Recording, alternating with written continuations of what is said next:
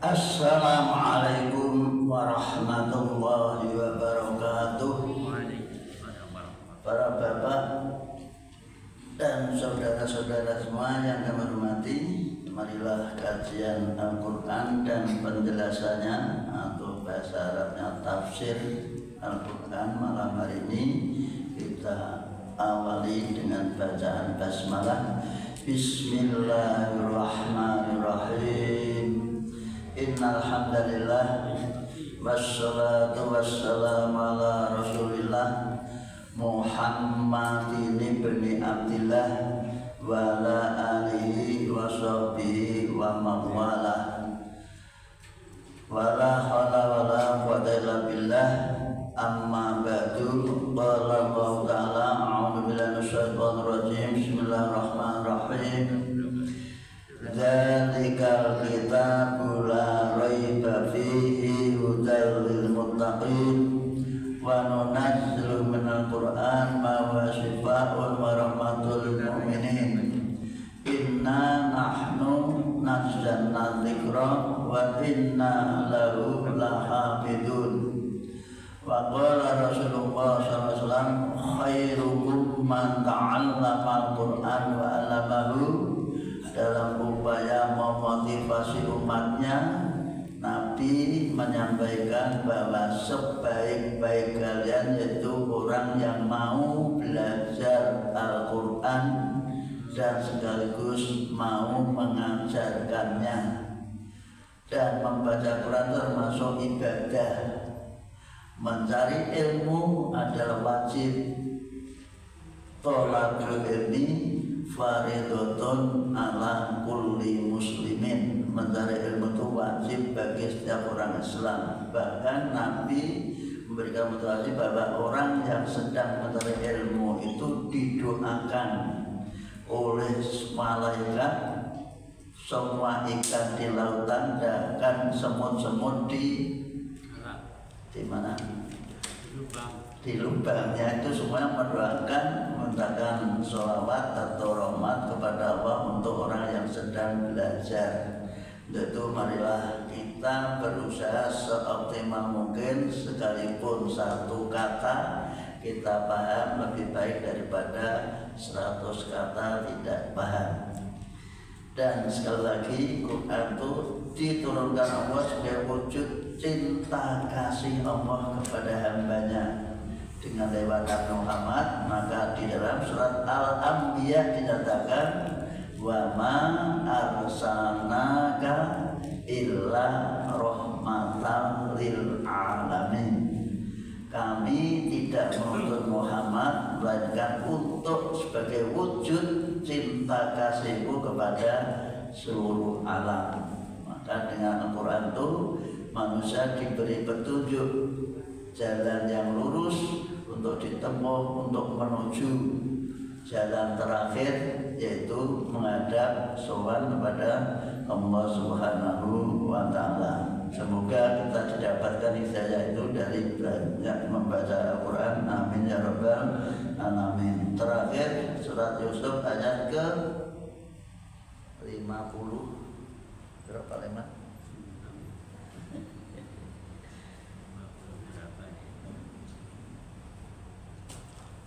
53, 54 ya. Wa qala al-maliku tuni. Sudah ketemu? Sambil mencari kita baca Fatihah bersama. A'udzu billahi minasy syaithanir rajim. Bismillahirrahmanirrahim. Alhamdulillahi rabbil alamin. Ar-Rahmanir Rahim. Maliki yaumiddin. Iyyaka na'budu wa iyyaka nasta'in. Ihdinas siratal mustaqim. Siratal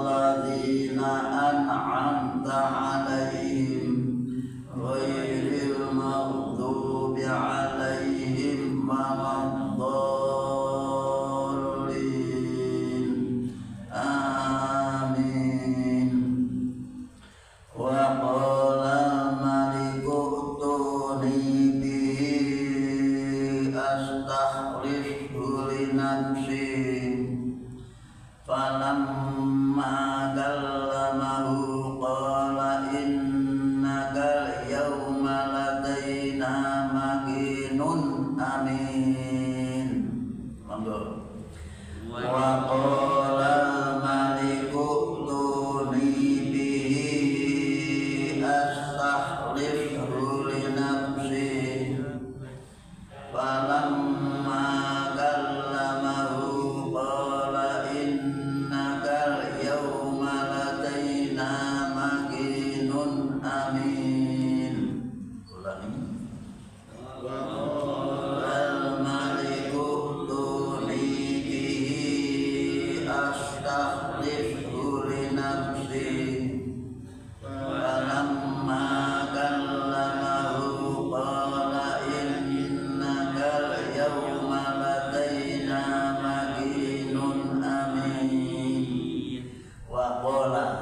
Berkatalah al-maliku raja, malik itu raja, nak malak malaikat.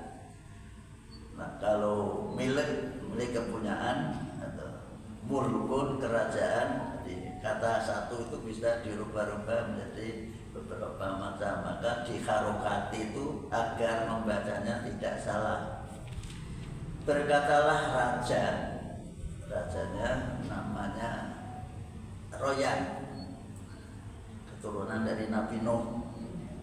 Uktuni, datangkanlah kepadaku bihi Nabi Yusuf, tolong Yusuf suruh menghadap aku. Taslihu li nafsi, akan kami posisikan, akan kami tempatkan, akan kami jadikan orang yang dekat dengan aku, orang yang paling dekat dengan aku. Maksudnya jadi orang yang dekat ada di menteri. Itu yang dipesan siapa? Orang yang temannya dalam satu penjara itu yang selamat. Setelah wanita-wanita ditanya oleh raja, bagaimana keadaanmu, bagaimana menurut pendapatmu Yusuf itu seperti apa, kepribadian, wah Yusuf itu tidak ada sedikit pun kejelekannya, semua baik, bagus.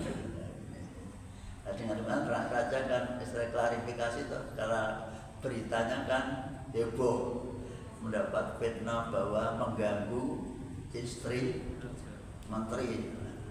Maka dengan klarifikasi seperti itu menjadi jelaslah posisi Nabi Yusuf. Maka langsung dipanggil menghadap. Falamma kallamahu, maka ketika raja berbicara dengan Yusuf atau memanggil atau berbicara, berwawancara, berkomunikasi dengan Yusuf, qala, berkata raja, innakal yauma ladaina makinun amin. Hari ini kamu sekarang sudah menjadi punya posisi yang sangat-sangat terhormat, sangat bisa dipercaya. Di depanku, di hadapanku kamu punya kedudukan yang mulia. Makin itu kedudukan, amin, yang bisa dipercaya. Itu menggantikan posisi dari tuannya dulu, suami Yulekha. Dilepas, dicopot jabatannya, diganti oleh, menurut cerita dalam kitab tafsir bahwa gara-gara itu sakit jantung dan kemudian meninggal. Karena meninggal, terus posisi suami Yulekha itu digantikan dengan Yusuf. Ketika pertama kali ketemu setelah dinikahkan itu Yusuf gelece itu apa? Bicara bercanda, ngene kita suka karepke, Pak dia. Karena pernah digambar ngene kita suka karepke tau mana? Itulah ternyata Nabi Yusuf ya iso gelece barang. Itu kata tafsirnya. Nah, terus Nabi Zulaikha bilang, kamu jangan ngece. Saya tuh elek di sini tuh orang yang paling cantik di kerajaan Mesir, menjadi ratu apa? Ratu kecantikan. Tidak ada banyak. Kami itu seperti walaupun saya sudah bersuami tapi masih asli. Karena suamiku dulu, kenapa? Suamiku dulu impoten. Nah, maka salah. Buktinya apa? Lu boleh dicoba. Itu kata tafsir. Dan jangan rasa tiru-tiru. Boleh coba. Nah, setelah itu ngecene mereka balas. Hebat. Ada asalnya jadi pembantu, jadi pimpinan. Asalnya jadi anak angkat, jadi pimpinan, orang yang hebat. Inilah dijelaskan dalam tafsir seperti itu. Nah, setelah itu Nabi Yusuf diusul karena dia punya kemampuan memanage ekonomi. Nah, mungkin sekolah di UII ini mana? Di UII Condong Catur punya kemampuan di bidang ekonomi, maka dia minta istilah boleh kalau kita punya kemampuan di bidang itu jangan sampai nanti salah tempat, supaya rajanya selamat. Maka berkata, qala ja'alni ala khazainil ardh inni hafizun alim. Maka qala ja'alni ala khazainil ardh inni hafizun alim. Ulangi.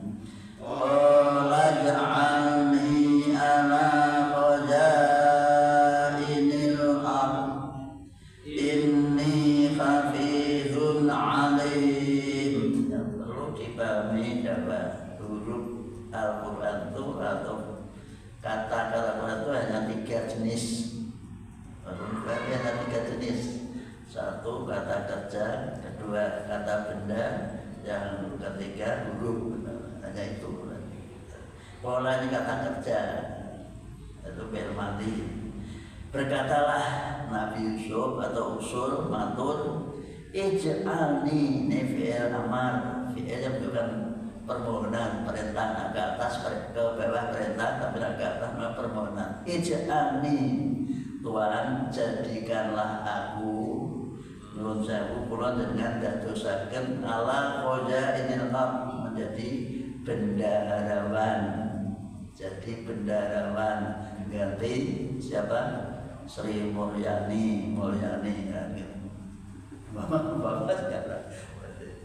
enggak, maksudnya ganti tuan yang meninggal itu yang itu yang membeli, yang dulu memelihara dia. Namanya Adfir. Karena apa? Ini hafidun alim. Aku itu orang yang bisa dipercaya, lagi profesional, tahu ilmunya tentang ekonomi, sampai-sampai yang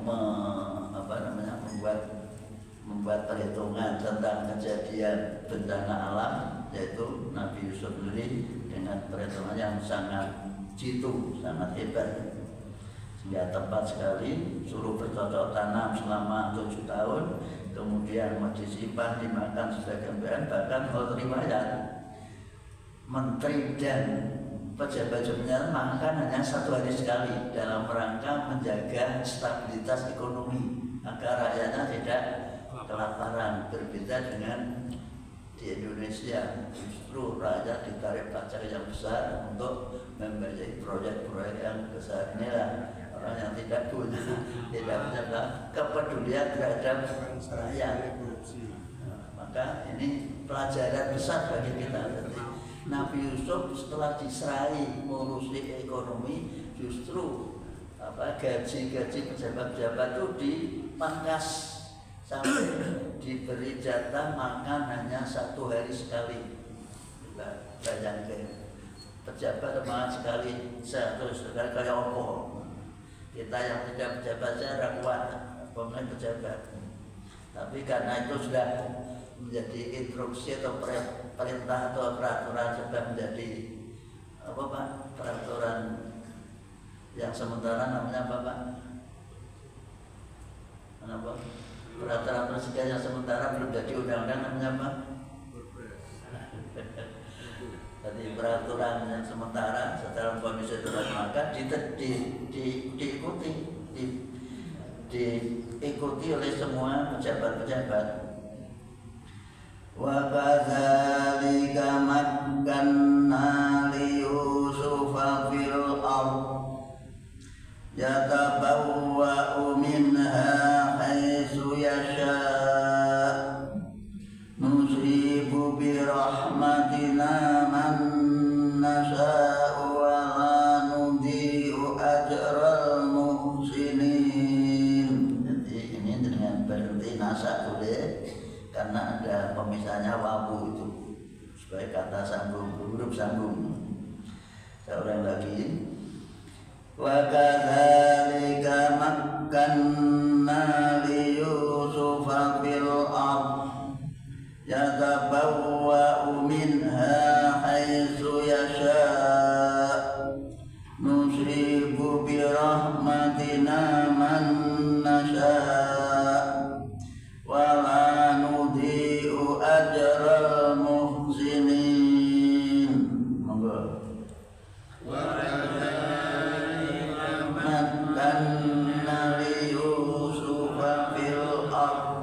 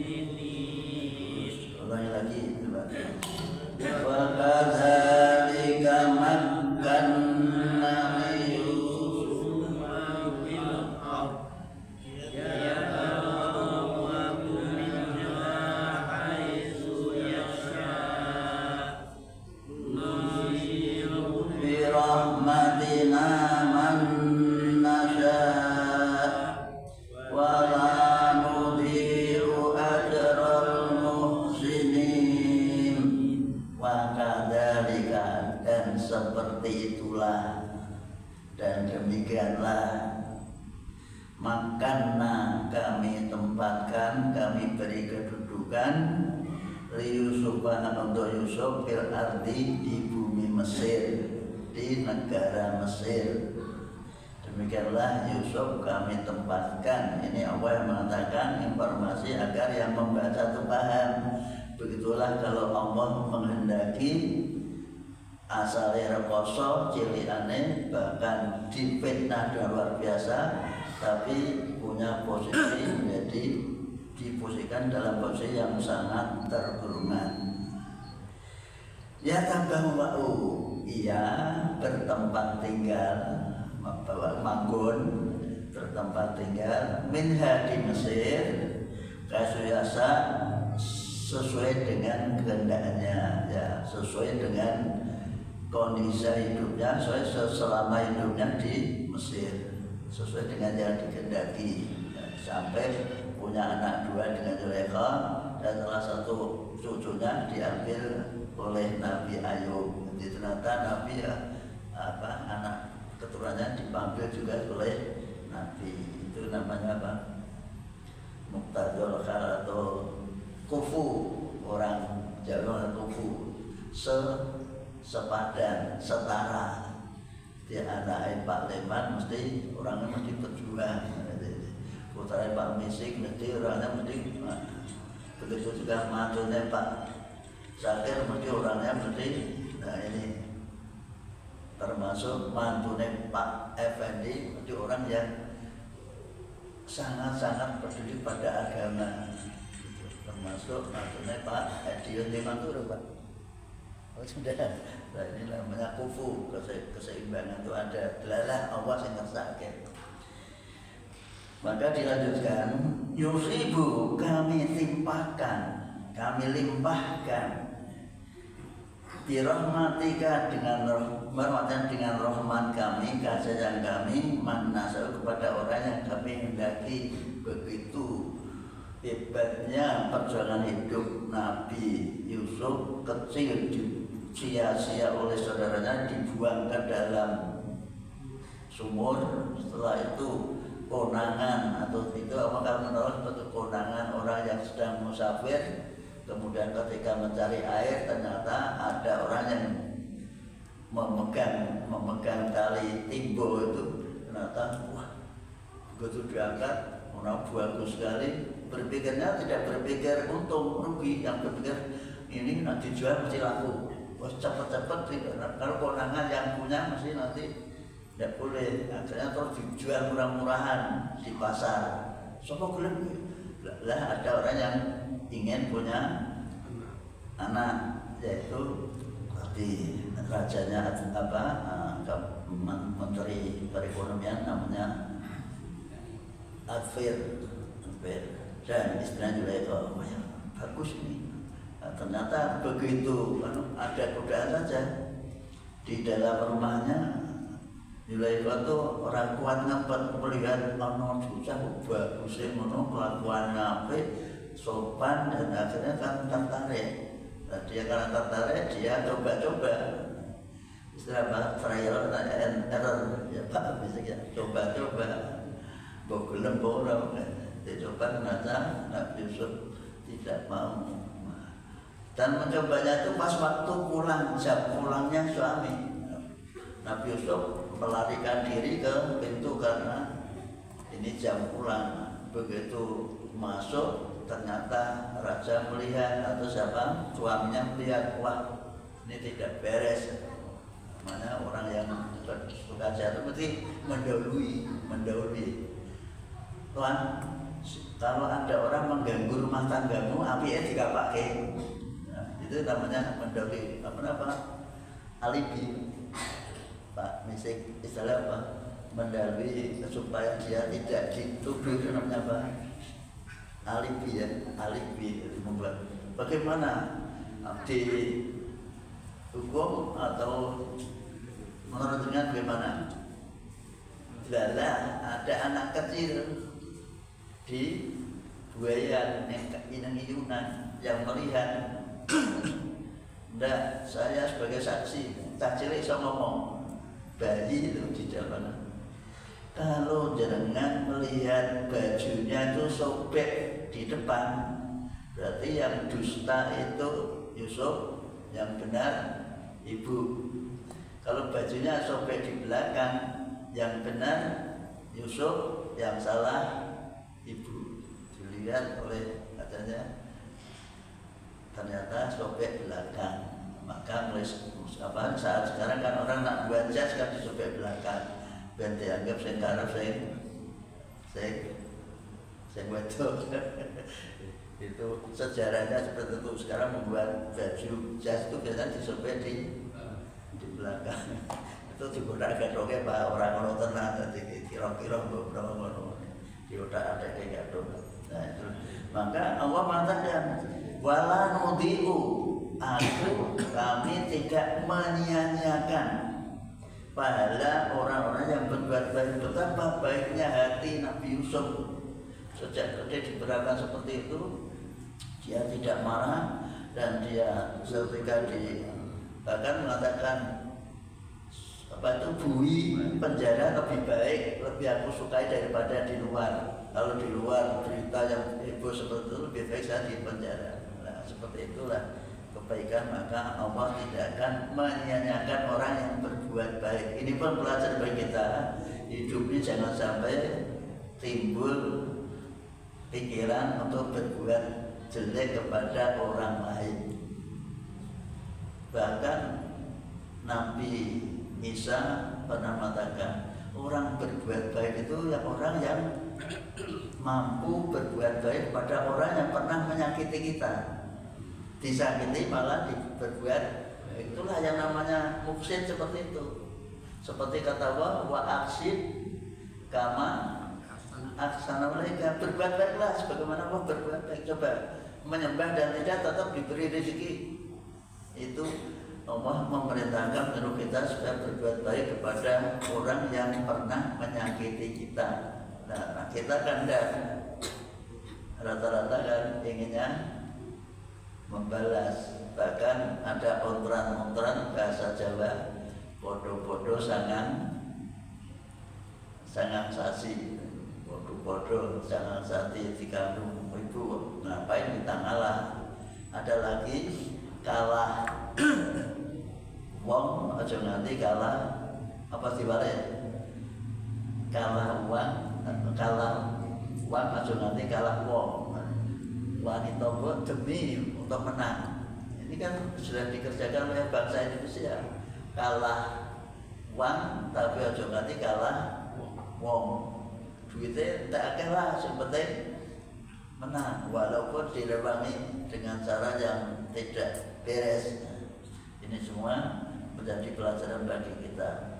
Bahkan Allah mengatakan, memberi informasi kepada kita semua, wala ajrul akhirati khairul lilladzina amanu wa kanu yattaqun.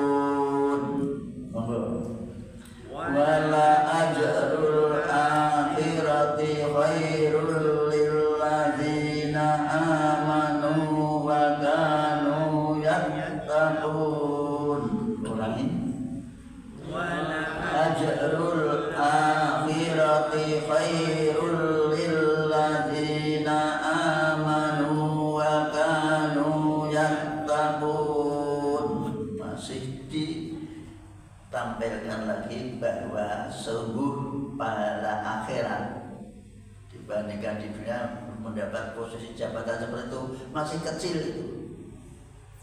Akhirat lebih bagus, khususnya bagi orang-orang yang beriman. Ini pun memberi motivasi pada kita, orang yang beriman itu jangan merasa rugi. Apapun yang dikerjakan, sekecil apapun punya nilai, punya forum, punya nilai. Sekecil apapun, melangkah saja punya nilai, bahkan mesem saja punya nilai. Itulah orang yang beriman. Tidak ada satupun perbuatan, gerakan, ucapan orang yang beriman yang tidak ada nilainya. Semuanya bernilai, mendapat pahala. Tentu berbahagialah kita orang yang beriman. Bahkan takut, bahkan mereka itu betul-betul menampilkan sebagai orang yang takwa. Takwa itu apa? Sering saya sampaikan, cukup simpel dan mudah, yaitu maju atau mundur. Maju kalau ada perintah, anjuran, mundur kalau ada larangan. Kan cukup simpel, gampang. Atau ingin berbuat, cukup simpel juga. Melakukan apa saja? Satu, nilainya harus punya niat melayani. Hidup itu melayani. Jadi mau ngaji atau jadi imam itu niatnya melayani jamaah. Jamaahnya bisa sholat dengan gerakan yang bagus. Itu juga pelayanan itu harus memberi manfaat, akan beri nilai. Apa yang kita layankan kepada jamaah itu harus memberi manfaat, ada nilainya. Inilah beberapa kunci hidup kita agar kita menjadi orang yang muhsinin.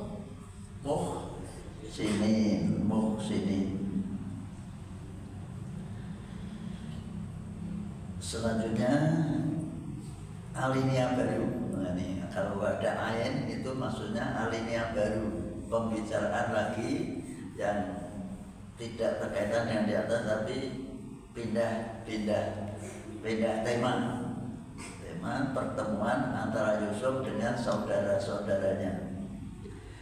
Wajah ikhwatu Yusuf fadakhalu alaihi fa'arafahum wa hum lahu munkirun.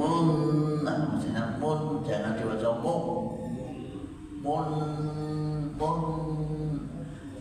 tanpa idgham, tapi menjadi dengung belakangnya Eva, namanya Eva itu seperti itu.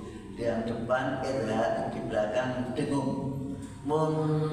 Munkirun, jangan dibaca mung. Arab itu tidak ada mung. Kadang-kadang kita kan orang Jawa kan munkirun. Waja'a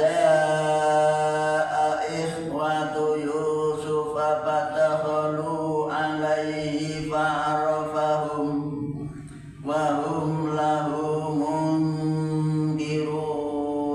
Monggo. Waja'a ikhwatu Yusuf fatadakhalu alaihi fa'arafahum wa hum lahu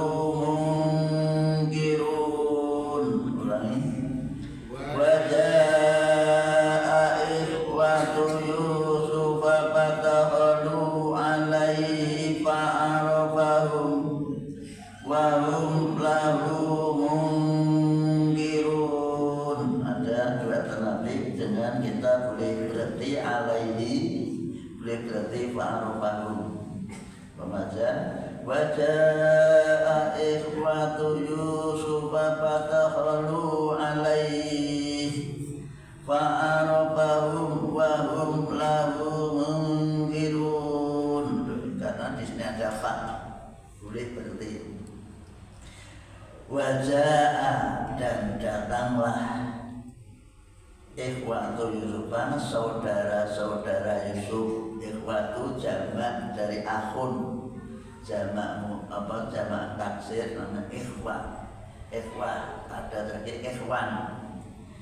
Kalau ikhwah itu ada hubungan darah, kalau ikhwan itu teman-teman yang tidak ada hubungan darah, ikhwan, ikhwah. Dan datanglah saudara-saudara Yusuf fatadakhalu alaihi, lalu mereka masuk menghadap kepadanya. Datang dari Kanaan, datang karena paceklik, yaitu masa paceklik selama 7 tahun. Coba bayangkan, berarti tidak ada air, akhirnya paceklik itu melanda di seluruh Mesir sampai negara-negara tetangga. Sehingga karena paceklik datanglah anak-anak Yakub untuk mencari sekedar sesuatu. Apa? Alaihi Yusuf. Lalu menghadap, masuk kepada Yusuf, itu menghadap kepada Yusuf, kepada Yusuf. Dan fa'arfahu, Yusuf kenal, ngerti, oh itu saudara, kan beberapa tahun sejak kecil. Mestinya anak kalau mesti tidak kenal. Nah, Yusuf sendiri kenal karena jadi orang besar, mesti kenal. Ini sedulur-sedulurku, ini kabeh sedulurku. Tapi tunggal bapak lain ibu yang merencanakan tidak baik kepada Yusuf, fa'arfahu. Maka Yusuf mengenalnya. Sebaliknya baru, sedangkan mereka mungkirun, pangkling. Mungkin pangkling itu apa? Tidak kenal. Lalu kepada Yusuf, dia tidak tahu bahwa yang jadi pimpinan, jadi menteri perekonomian itu adalah Yusuf. Lakonnya itu monopoli. Maka begitu datang, Nabi Yusuf membuat rekayasa strategi bagaimana agar dia bisa ketemu dengan saudaranya, saudara kandungnya namanya Bunyamin. Maka ditanya nanti, katanya, walamma jahhayahum bijahihim qala'tuni bi akhillakum min abikum ala tarawna anni ufil kaila wa ana khairul munzilin. Taruh lagi, walamma jahhayahum, memang ketemu ba jangan diputus. Walamma, tapi selain ba dan mem diputus. Berarti tarmihim itu tidak boleh diputus. Tarmihim bihijaratin min sijil. Kemudian faja'alahu harus diputus. Ya, faja'alahu ka'asfir tidak boleh dibaca faja'alahum ka'asfir. Nah, itu nyalain bacaan, tapi orang dosa. Di bacaan yang keliru dalam bacaan tajwid, seandainya keliru itu tidak dosa. Nah dosa kabeh rawani maca. Nah inilah nikmatnya baca Quran. Itu kan intonasi aja ya. Lah ya. Dan itu namanya taksin. Bacaan agar tampak bagus. Paling-paling namanya apa? Namanya hasan, aksan, hasan, terus kopi, ahbah. Kopi itu jelek, ahbah itu paling jelek. Jadi bacaannya yang jelek saja, tidak sampai dosa. Jadi paling merasa takut baca Quran salah rapopo. Nah, takut baca salah tidak akan tahu benarnya, salah terus. Walamma jahayahu, belum tadi ya. Sudah dibaca bersama belum? Belum, monggo. Walamma jahayahum bijahadihim qala tuni bi akhillakum min abikum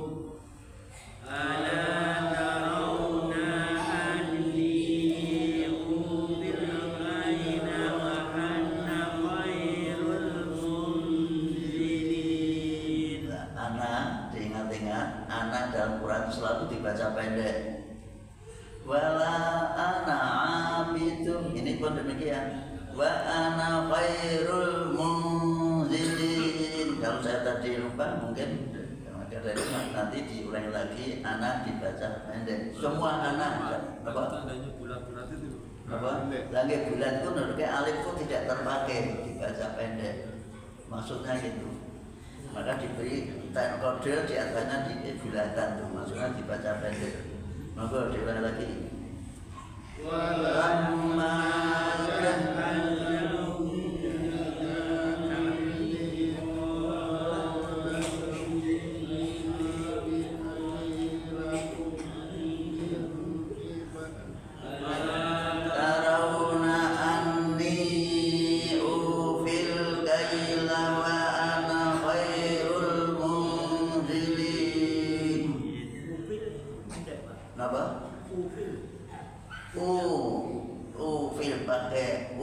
pakai anu dipanjangkan satu alif, bukan seperti uli. Ufi ada dari alfa yufi. Jadi karena pelakunya itu orang pertama tunggal, maka diganti alif ufi. Jadi kata fi'il madinya alfa, mudhari'nya yufi. Akroma yukrimu, af'ala yuf'ilu, ufi. Apa? Panjang. Fi'il mudhari'. Panjang. U-nya dibaca U-nya panjang, tidak seperti uli. Menurut Alba. Walamma jahayahu, ketika Yusuf mempersiapkan apa itu nanya harta-harta atau barang-barang yang dipersiapkan untuk dibawa pulang teman saudara-saudaranya itu, mempersiapkan barang-barang, ditoto-toto barang-barang ditata untuk bekal atau yang dibawa pulang oleh saudaranya itu. Yusuf pesan, bola berkata Yusuf, utuni bi'akhillakum, datangkanlah, bawalah kepadaku saudara seayahmu. Besok nak mereka menang sedulurmu gawanen, diajak. So kalau kesini lagi diajak. Ala tarawna, apakah kalian tidak melihat, tidak menyaksikan bahwa Ani, tidak memperhatikan Ani, sesungguhnya aku Ufi telah menyempurnakan, telah memenuhi al-kaila, jatahmu, takaramu, sukatanmu. Sedangkan wa ana, aku pun khairul munzilin, orang yang paling baik menghormati tamu. Munzilin, orang yang datang pertama itu munzilin. Sedangkan aku adalah orang yang berbuat baik terhadap tamu-tamu. Tamu itu apa? Ya, tamu. Orang yang datang untuk dihormati. Orang Arab itu punya kebiasaan menghormati tamu. Dan aku adalah orang yang sudah berbuat baik kepada tamu-tamu yang datang. Kalian kan tamuku, kami sudah memenuhi apa yang kamu butuhkan. Butuh apa? Bahkan pada waktu awal, jangan-jangan kamu itu mata-mata dinaikkan Yusuf itu untuk mengalihkan supaya dia tidak perhatian kepada terus diperhatikan ketua Yusuf. Maka dia membuat alibi seperti itu. Jangan-jangan kamu itu mata-mata, orang dari mana? Enggak, saya orang baik-baik, bapak saya itu nabi. Sampai gitu tadi sejam. Kalau gitu, mari kalian kami layani dengan baik. Tapi ingat, saya minta besok kalau kesini lagi jangan lupa membawa saudara saya, kan tidak menyebut berarti kenal. Nah, kenal konangan, ketahuan berarti oh kenal lagi Yusuf. Maka itulah ternyata Yusuf juga pakai taktik. Kita tuh, nah ini biasanya saya ngerti taktik itu Pak Misik, taktiknya gimana? Itu juga mengusut, menginterupsi orang tuh supaya tidak bisa keluar apa yang di dalam pikirannya, harus pakai taktik dan strategi. Inilah kondisi siapa Nabi Yusuf terhadap saudara-saudaranya. Maka di ultimatum, ini ultimatumnya ayat 61 60 di ultimatum.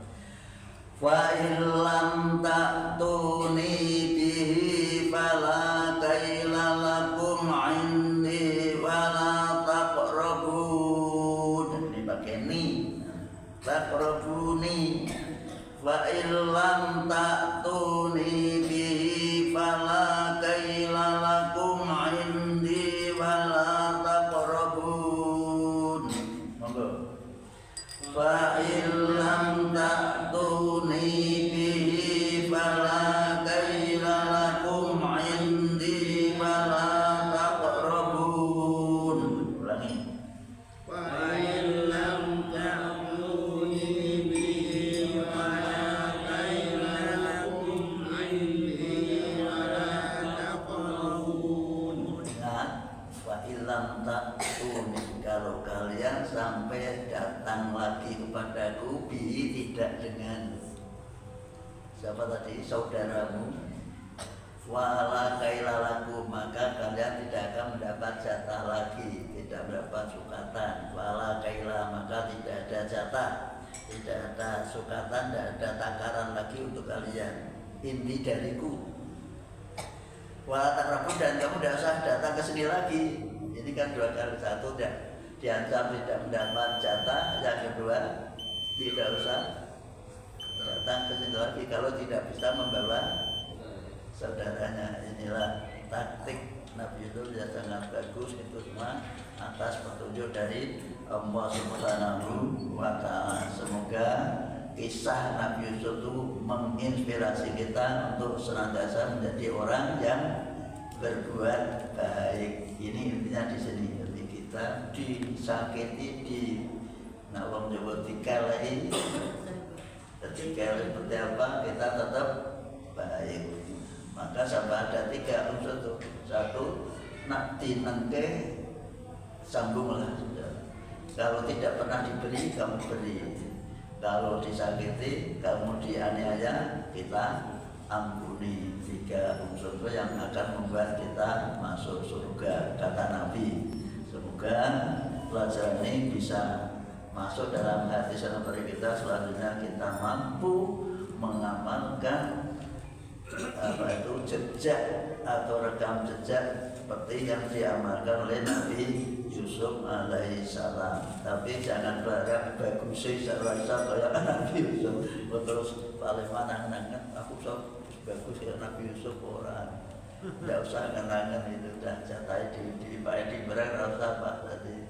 Angan-angan ini akhlak, sikap, tingkah lakunya, bukan rupanya atau tampangnya. Terima kasih, kita bersama dengan baca alhamdulillah. Alhamdulillah. Assalamualaikum warahmatullahi wabarakatuh.